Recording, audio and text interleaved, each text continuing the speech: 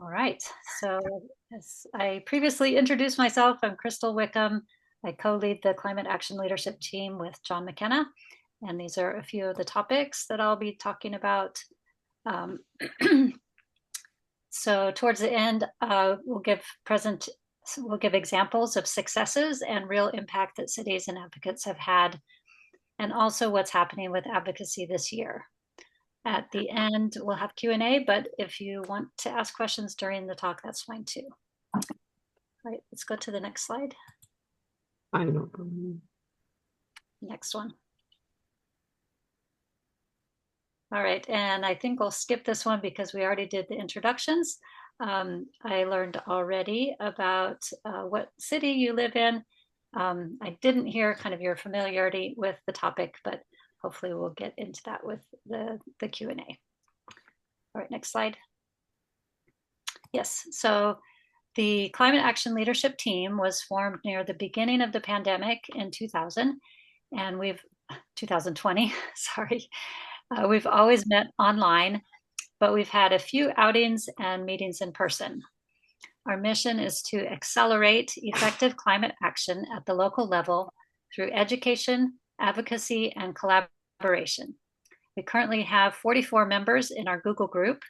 And in this email group, we share articles, upcoming events, action alerts, and information about climate action in our cities.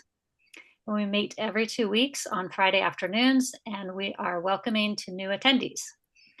So our next meeting is April 18th, and the Zoom link is here, and everybody will have access to these slides.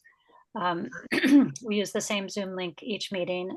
And so as mentioned, John McKenna and I are the co-leads, and we also attend the Conservation Committee meetings, which is, as mentioned, the umbrella committee for many other subcommittees in the chapter. And in our meetings, we cover a wide variety of topics. We share knowledge, leverage expertise in the group, raise awareness of upcoming opportunities, and collaborate across multiple groups. So I hope you will join us. Just log into a meeting or reach out to me or John to be added to the Google group. Next slide. All right, and just a quick brag on our accomplishments.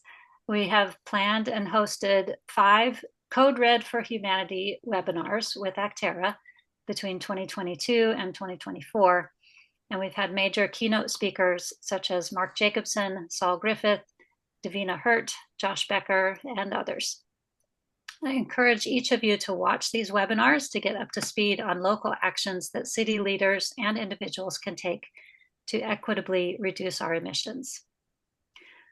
Early in CALT's existence, we sent multiple letters on Sierra Club letterhead to city council members in cities who were creating or updating their climate action plans.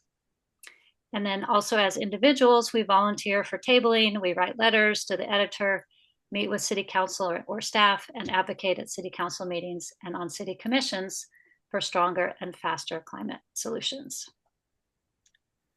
Next slide. So I wanted to show this short 4-minute video that really captures the various impactful ways that each of us can participate and make a difference. So when it's going, please be thinking about what level you've already acted on and whether you're ready to act on other levels. Okay, start now? Yes.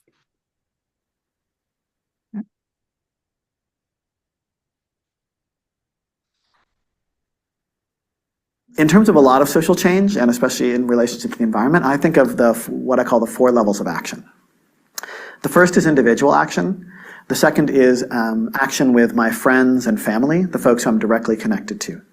The third is community and local institutions. And the fourth is the economy and policy change and changing laws. And so, in the environment, level 1 is, I recycle, I use less, I drive less. Level 2 is I get me and my family to do that. And maybe I put solar panels on my roof, and maybe I join a community-supported agriculture, a CSA. Level 3 is that's when I start to do things like change the way the schools that I'm connected to, right?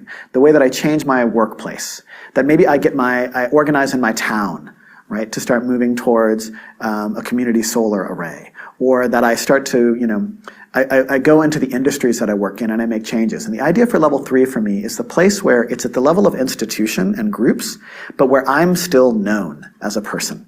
And so the example, and the other model that I give for level 3 is if I can get in touch with a person who's in charge within about a week and get a meeting, that's what I would consider to be about level 3. Like with some work, I can get a brief meeting with the mayor of my town, right? And then level 4 is, like I say, policy. It's change the law. It's write your congressperson. It's boycott this product. And the environmental movement, I think, in a lot of ways has given the message that's been at level 1 and level 4, right? Change individual actions or sign this petition, lobby this person, right? And the thing is, I think our greatest impact is actually at level 2 and level 3, and especially level 3. And the reason that I say that is, if I change a local institution or something that I'm involved in, I'm not just impacting my life, I'm impacting the lives of hundreds or maybe thousands of people. I'm also changing an institution, and then other institutions can take a look at that and take the model for that change. So an example is, like, say I get the local school to put solar panels on their roofs. I can actually get that done. That's a project that I can see through beginning to end in a year or two. And I can talk to all the people who are involved in it, and I can figure out the economics of that, like how much would it save and how much would it work and what would the cost be. I can organize and create a coalition to get it done, and I can do this part-time. I don't have to do this full-time. But the conversation that I get to generate at the school is a big piece of the change, right? That the conversation with the principals and with the students and with the PTA is as useful as the change itself. And we're getting into this idea of, oh, we could do something about this.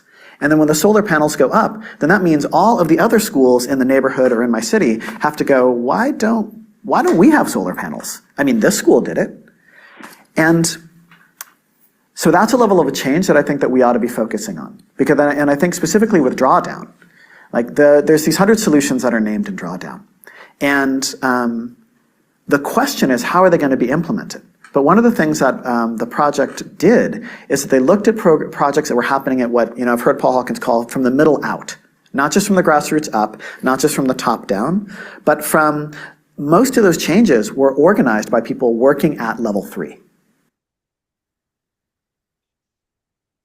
All right, great. Thank you.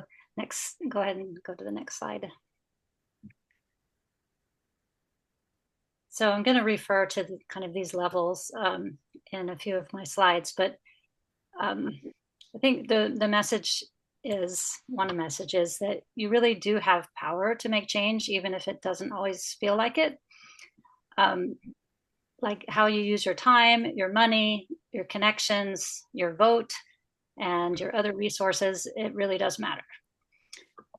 As an example of mobility, when you bicycle instead of drive to a place where others are gathered, you bring your helmet inside, and it makes an impression.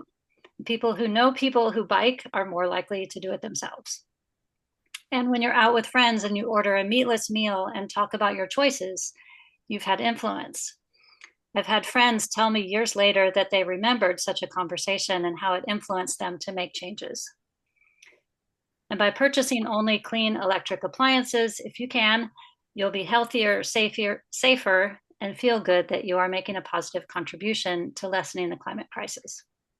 Not everyone can electrify their home and transportation right now, but when faced with a purchase, consider electric. It helps also to make a plan. And then when you divest your own investments from fossil fuel companies or refuse to buy single-use plastic or frequent green businesses, your money is working for you and the planet. You can learn more about your personal annual emissions and ways to reduce them at the Cool California Calculator for individuals, and there's a link there. And even if it seems small, every bit of reduced emissions does matter and will impact future lives. The Greta Thunberg quote is apt for all 4 levels. You're never too small to make a difference. Next. So starting with these individual actions is a great way to ground yourself in the experience of implementing alternatives to fossil fuels, but you don't have to start there. people who rent their homes or have mobility restrictions or don't have the financial resources to make significant investments in decarbonizing their lives can work at level 3 that we heard about in the video. And at this level, there's opportunity to magnify your actions. So examples include volunteering with groups like CULT, advocate with your city council members, mayor, or city staff. You could join a city team that's working on local climate action. And I heard most of the people in attendance are in a city that has a city team. So, but if there's not one in your city, you could start one. Apply for your city's environmental commission. And I mentioned I did that in 2016. Elevating the climate conversation in your school district, church, neighborhood association, or workplace is a great way to act at the level 3. You can also ask local business owners to get green business certified. And I've got the quote from Cory Booker that says, "Never let your inability to do everything undermine your determination to do something." And it's always best to start with something that interests you. Next slide. All right, so now we're going to talk about the sorry. Yeah. We're going to talk about the most impactful city level climate actions. So different levels of government and businesses and industry and individuals all play really important roles. But local government is especially suited to contribute in major ways. So advocacy and action at the local level and personally are really a great antidote to climate anxiety, and frankly, anxiety about the fate of democracy also. Talking about climate solutions to our elected officials keeps it top of their mind. Talking with others in the community helps build the movement. And living your own life through sustainable personal actions is infectious to those around you. But what kinds of actions have the most impact at the city level? So local governments have jurisdiction and policy levers in many areas of climate action, although not all of them. They generally don't have control over agricultural emissions, industrial emissions, public transit, or of course, the myriad individual decisions that we all make, such as how we get places, our diet, our air travel, and the purchase of products and services that we make. So they can have some influence, but they really don't have the control. But the California Air Resources Board has published a guide to cities and noted that there's 3 priority action areas, which are the largest sources of emissions over which local governments have authority or influence. And these are zero emission transportation, reducing vehicle miles traveled, which means shifting to other modes like transit and active transportation, and building decarbonization. So, and not included in this list, but also really important, is land use planning. So these are the top areas where cities can have influence, and that's why you do see the conversations about building electrification and car chargers and multifamily homes and the things like that, because those really are the most the strongest levers that cities have. Next slide. And as an example, so this is a pie chart that depicts the emissions of a typical city. And this example is from my city of Sunnyvale, but most Bay Area cities have a similar inventory of emissions. And generally, transportation is the largest emission sector, and it comprises somewhere between 45 to 70% of a city's emissions. Next, about 30 to 40% of emissions come from gas usage in commercial and residential buildings. And again, that 30 to 40% can benefit by the building electrification. And then the last 10 to 20% comprises water, solid waste, commercial and residential electricity, and off-road equipment. So thinking back to a previous slide with the 3 most impactful areas for cities, we can see why the focus is on those transportation and building sectors. because together they comprise 80 to 90% of a city's emissions. Now, when cities do this emissions inventory, like this one, they only include greenhouse gases emitted within their city boundaries, called Scope 1, plus those emitted due to electricity generation, called Scope 2. And what they leave out completely from their inventory is the Scope 3 emissions, which are generated elsewhere due to the demand for products and services purchased by residents and businesses in the city. So when we buy our food, that comes from somewhere else and it's brought in. When we buy our iPhones and computers, that's made somewhere else, and those emissions happen somewhere else, but then we buy them and they come into our city.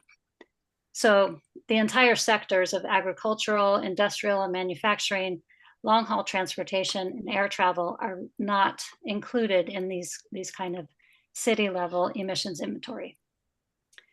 There are a few examples where cities have tried to include the Scope 3 emissions, but it's very uncommon and mostly only include those Scope 1 and Scope 2. Next slide. All right, so what is a CAP and why do cities create them? Climate action plans are official documents outlining strategies and activities that a city will take to reduce greenhouse gas emissions. Cities use these plans for making decisions and committing resources like budget and staffing. And nearly all cities in San Mateo and Santa Clara counties have some type of climate action plan, or CAP. And there's images on this slide of 5 different ones from San Mateo, Redwood City, Menlo Park, Palo Alto, and Sunnyvale. And there's also various acronyms such as SCAP or CCAP or CAAP, and they all mean pretty much the same thing, which is some climate and adaptation plan or climate sustainability and climate action plan. There's many iterations, but they're all CAPs fundamentally. Many of these were created in the 2010s and have since been updated once or even twice. There are still some that were created once early and then they haven't been updated since then. All right, let's move on to the next slide. All right, most of the climate action plans also have similar components, including an emissions inventory, like the pie chart example we saw. Also a vulnerability assessment, like which of the climate impacts are going to be the most impactful for that particular city. Also emission reduction goals, specific actions that will be taken, and ideally the resources required to implement the action plan, like a schedule, budget, and staffing. Next slide. Most CAPs are divided into sections that focus on various areas of greenhouse gas emission reduction. Typically, these sections include clean electricity, buildings, transportation, land and resource use, community engagement, municipal operations, and adaptation. So almost all have the first 3, and some of them we'll leave out some of these different ones, like municipal operations is not always included, adaptation's not always included. Usually now that cities have been updating them, they have been including more of these areas if they didn't include it in their first round. Most CAPs are written by consultants hired by cities, and they're actually very long documents and kind of tedious to read. But there are a few examples where the climate action plan was written by engaged citizens, and they're very short and focused on a few top actions. There's no right way to do it, although you can be faster and save some money if you have it written by a small group internally. Next slide. not going to obviously not going to read this slide, but this is an example of 10 points that were developed by the climate action leadership team, and these were sent out to cities who were updating their plans to encourage them to develop really strong caps. As you investigate your own city's cap, you might be able to compare to this list to see to gauge the strength of your city's cap. And if I could summarize it in short, if you have strong goals plus high impact actions plus regular reporting, it generally equals effective climate action. Next slide. May I add one thing? Yeah. This 10-point list was developed by the CALT committee because the climate action plans tend to be, 200-page documents.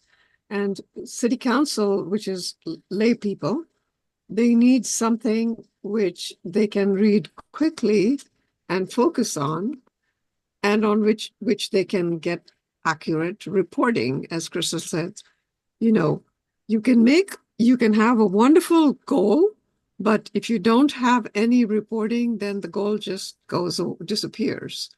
So CALT made a point of trying to come to focus, to distill the best of the best and come up with like 10 points that they could then go and hand over to all the cities and their staff and encourage them to focus on a few items and have regular reporting. Like, are we getting there? Are we getting there? How are we doing on this item? And if we're not doing it, what should we change? Do we need money? Do we need staff? What is it that's wrong with, why aren't we meeting these goals? So that's why they came up with that 10-point thing. And I thought that was really good. Yep. All right. So what can you do at this level? Everyone is needed for climate action. No matter if you're a leader or a follower or a teacher or a learner, working professional, a student, union member, or retired. We need everyone. So my advice is using your own strengths and get involved to support the climate actions that are important to you. And when you find a topic that you're passionate about in the CAP, then find out how it's going to get done and offer your help and speak up to city council and staff.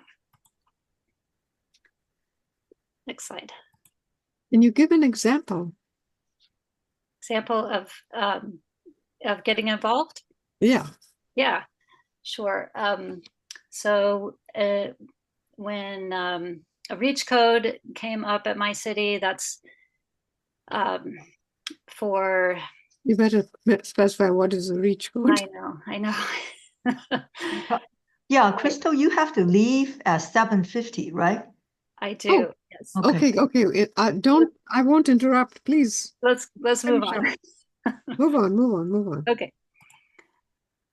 All right. So because I can't train everybody and all at once and in the time that I have, I did put some videos here, and they're very good, and they also go into more detail about how to get involved, how to make a public comment, and how to delve into your city's climate action playbook or plan. Also, I have here Joe Simidian's 13 Tips for Advocacy. It's also a really great primer, and not only for climate action, but for any interaction with your city council or staff. And as always, there's also people you can turn to for support and advice within and outside your city. So, not only climate action leadership team, but there's many organizations that are involved in this city level advocacy as well. Next slide. All right, so advocates have already been successful in the Bay Area, creating significant and lasting changes.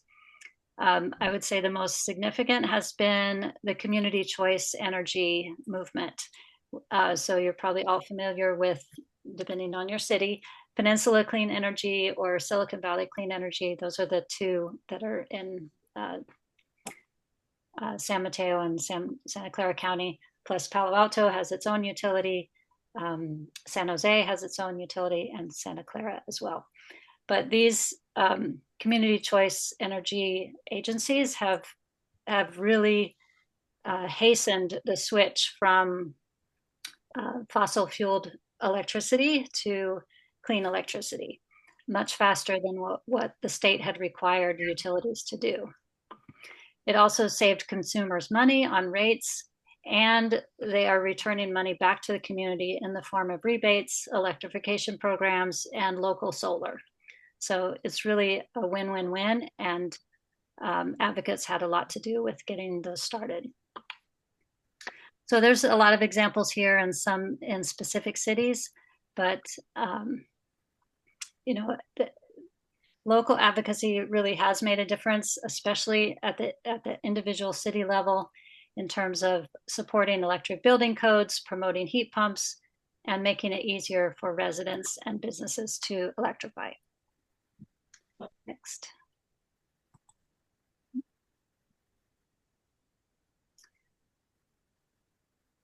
Right, so there. Is it this one? Yeah. Yes, that's the one. So there's many ways to engage with cities on their climate action plans and their implementation this year. Here are just a few examples, kind of in the categories of that are most prevalent in the climate action plans. And whatever your interests, I'm sure that you can find a climate solution to support locally. And there was a mention, about electrification and that being very prominent, and it is, because that is very that is a very big area that needs to be done to reduce emissions. But many climate action plans also have some nature-based solutions, adaptation, ways to involve the community and get the word out. So again, whatever you find your interest, there is a climate solution that you'll be able to support. Next slide.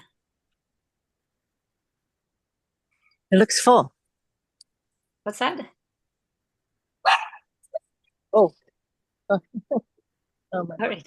Anyway, here are some more resources for reading and watching. There's more videos there, and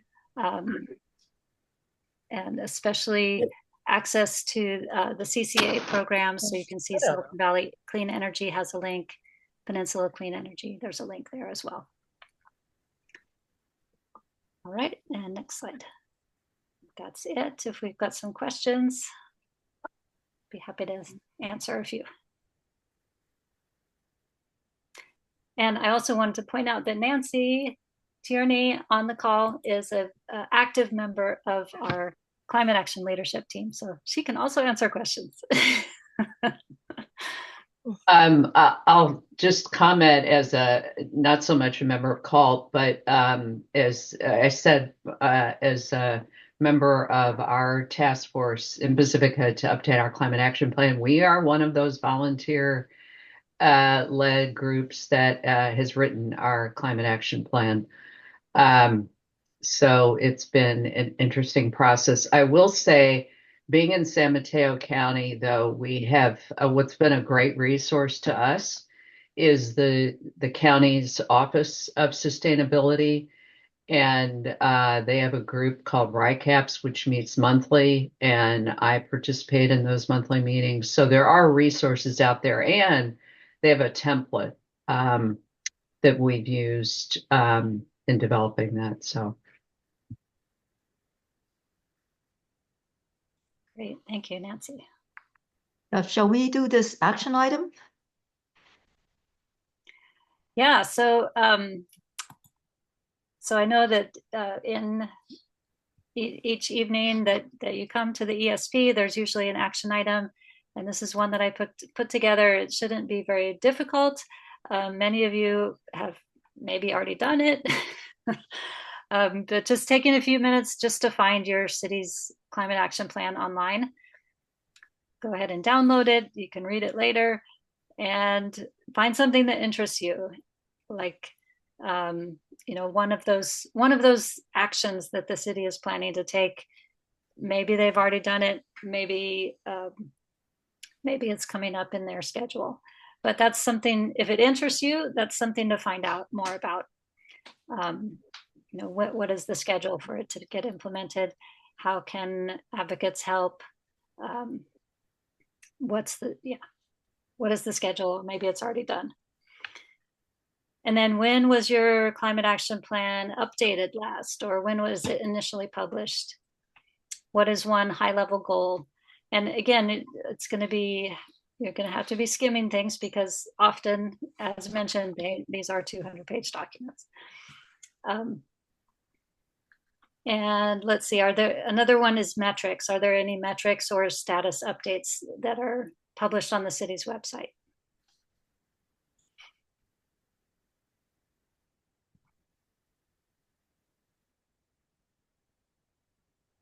See, James put in San Mateo County resource.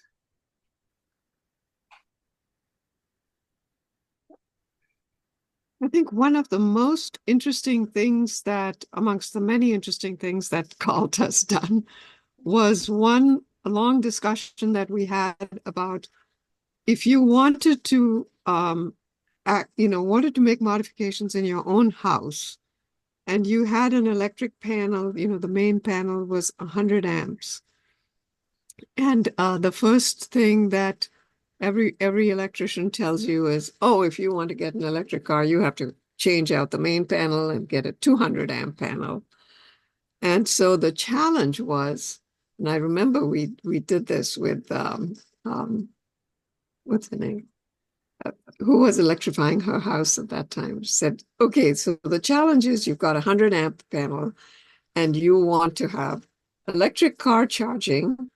She had a small pool that she wanted to heat, electric cooking, electric clothes dryer,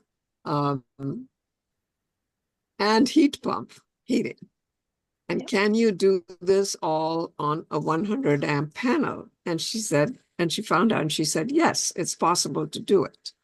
So we wanted to find out, okay, exactly how do you do it? Can you show us the diagram of what the panel might look like? Which breaker goes to what, to what item?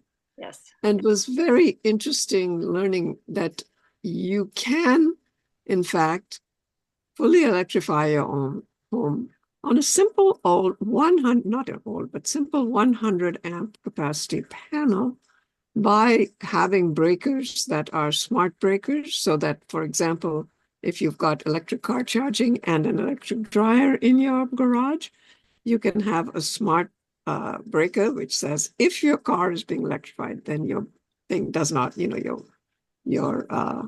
dryer won't come on, or you can set the time. Things like that, and the fact that everyone's doing LED lighting.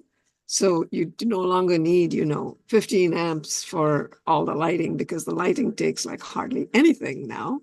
Yeah. So you can divert all that juice into other things. Yeah. So it was a very, very hands-on, very interesting discussion. And I learned a lot from that. And I've been spreading the word as an architect. I've been telling people, hey, you don't have to go to a 400 amp panel because you've got 3 electric cars. Yes. And things like that. So I thought that was very, very interesting. And at the same time that she was working with the Menlo Park Climate Action Plan, and they were trying to have like just a few goals, fund them, make sure that they are in the capital, expenditure plan for the city, make sure they're staffing, make sure they get done, and monitor them every 6 months. And I haven't heard how Menlo Park is doing, but I thought because it was a citizen-run climate action plan, it was very, very, very pragmatic. Yes. And give credit to Josie Gaillard, the person that you're speaking about. Yes. You'll see. She's the one who split off from Sustainable Land Use Committee and said, nope, we need our own committee now. We've grown up. Nope. We need our own committee. It was great. Yeah. Right. Were there any questions? Is that, I can't tell, is that Christine with a question? Christine, you're muted.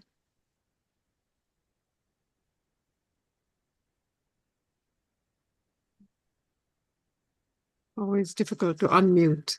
Yeah. Yeah.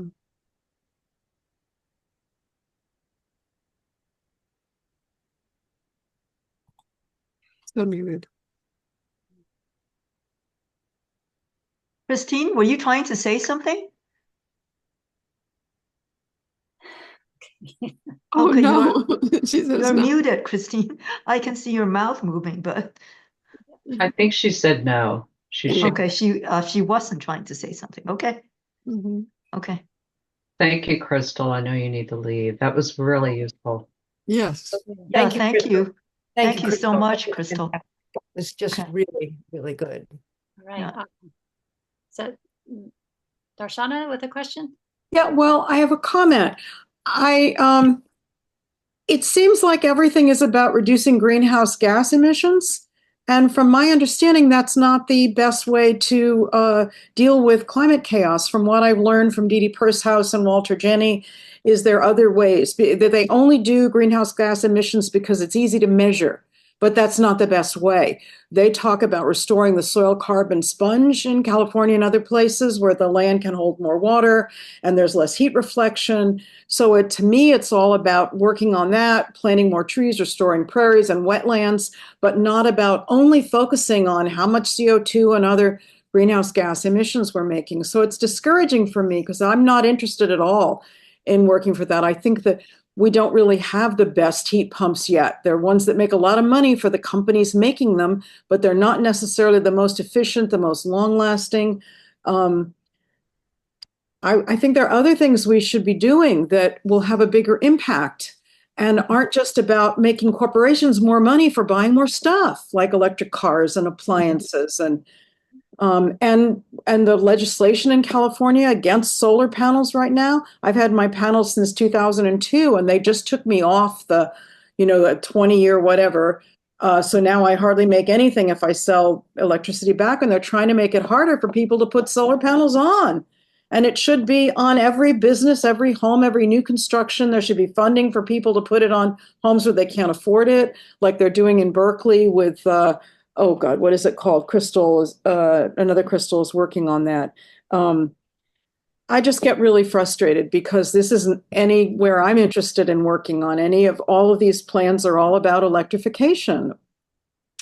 Yeah, there's certainly greenhouse gas reduction and elimination to net zero is required to address the climate crisis, but so are many other things. Well, they think it's the best way, and it maybe turns out to be the least best way, the worst way, but it's what everybody's focusing on, and they're still blowing the dirt off their lawns with electric leaf blowers and having lawns instead of native plants, and there's so many better things people could be doing, and I think this is a distraction and not a really effective. And I'm sorry, I'm just really discouraged, and I was hoping there would be some other ideas here, but I know everybody is really meaning to do the best thing, but I think the scientists that get the airplay are leading people astray. You have to look at the broad range of our chapter's work. Yes, yeah. Well, I just have a little taste now, so I'm not condemning anyone here. I'm just saying I'm discouraged about the climate action plans that we're talking about from the cities. And I have zero interest in legislating things. I'm much more interested in inspiring people to make choices that are better. I was raised by Depression era parents, so we've always been conserving and careful and not wasting. And we need more inspiration. There's room for all of us, and certainly. Darshana, you're very inspiring, actually. Thank you. I feel like I get a little discouraging. Don't feel that I way. think we need multiple avenues, right? Absolutely.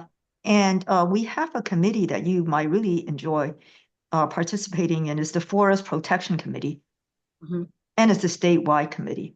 And it's run very well by one of our leading activists, Karen Maki. So if you're interested, I can give you her email.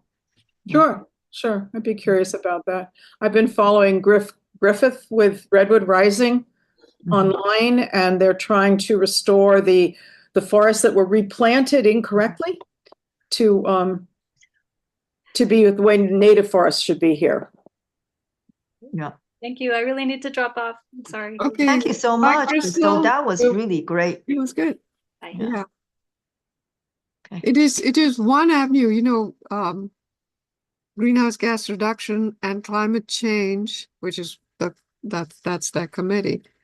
Has as Sue's saying, it is one of the strong avenues. It's very interesting to have a discussion about whether in fact it's a distraction and which are the other avenues that within our chapter, within being urbanized in an urban suburban area, what are the things that are interesting. So I think the forest protection is one good, again, every committee is limited in what they take on because they take on a particular campaign. Sustainable land use might be something you would be quite interested in also, because it's a fairly broadly based and we're always looking for volunteers who feel strongly about a particular thing, which also is an issue of sustainability. So, I would invite you to that particular one too. The plastics pollution prevention is one where they are tackling it from the point again of the fossil fuel industries is blanketing the world with plastics, and how can you fight plastics in particular, as opposed to, for example, what Kristel was talking about. So there are different, approaches, and there is, as James will tell you, it's a big umbrella, and when you find someone who is interested in pursuing something, then we just want to help make it happen. So that's to find other people who are interested in the same area to bring that group together. Because we have a very good e-news, that goes out. Are you a member already? No. Yeah. Okay. I've been busy with permaculture and other things for many years, and caring for my parents, and they're gone now, and recovering from that, and all sorts of different things. Mm-hmm. But I just wanted to say, that e-news is an interesting megaphone for one's point of view or one's, things that you want to share with people, but also for finding other people who are interested in the same areas that one is interested in by writing articles about issues, and then you find other people who are interested in pursuing the same angle, whether it's local food or whatever. There's so many different issues. So be sure to take a look at the link that James Eggers posted of Sierra Club, what we do in the. I opened them, so they're waiting for me later. Yeah, I'll save Okay, them. good. So that I think gives so what Kristel gave us was super, super interesting and very well presented, but it's just a tiny slice. Okay, great. Thank you. Does. Yeah. And what was interesting to me about CALT, which was an old committee which had sort of, because that was the committee that worked on bringing community choice energy, Peninsula Clean Energy and all of that. And then they kind of, let go for a while. And then when Kristel and Josie Gayard came, they revived it. And they revived it at a time where there were these reach codes. And a reach code is every 4 years, California puts out a new code for everything, like buildings and being an architect, structural, everything changes. And they started putting in something for energy, and energy conservation became an issue. So REACH codes are codes that reach beyond, they reach higher standards than what is being proposed by the state, and that's why they're called REACH codes. And there were a lot of cities on the peninsula that adopted higher REACH codes than were required by the state. But it took a lot of advocacy, and that's because there are goals like the governor's goal to reach what exactly is it? 75% reduction by 2030 and 100% reduction by 2050 or something like that. And cities were just not getting there until the pandemic came, and then they all exceeded their goals automatically because, nobody was driving, no, all these things, or so many things changed. They exceeded their goals and they realized, oh, we can reach our goals because the goals of the climate action plans always seem totally unreachable. So the REACH codes came in place and they worked very hard in advocacy, in working with different cities to adopt these, harder to reach goals. And they are trying to reach them. I have not followed how well they are reporting, like what progress is made. Nancy may know. Unfortunately, the REACH codes are very likely going to be undermined now with a new piece of legislation, AB 306, which essentially is saying that municipalities no longer have that authority to determine their own goals. That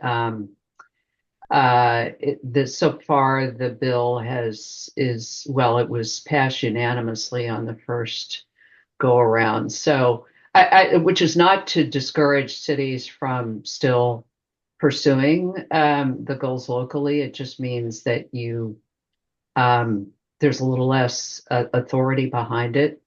And it's still, I mean, the legislative session is just getting underway. The hearings are just getting underway, but it looks like that bill is likely to pass through. But maybe more important, I think, Darshana, given your interest, and Sue brought up the forest protection, it's a wonderful group. I'm not a regular in it, but I try to attend because Karen Mackey, who chairs it, has wonderful speakers. And I put a link in here to the upcoming one. If nothing else, you're going to learn a lot. And it's a complicated field, but you'll learn a lot and maybe find ways to take action, something more aligned with what you're interested in.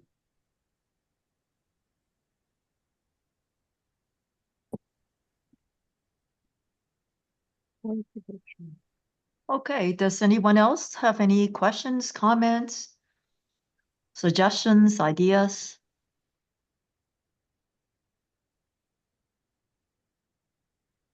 If not, then we shall adjourn.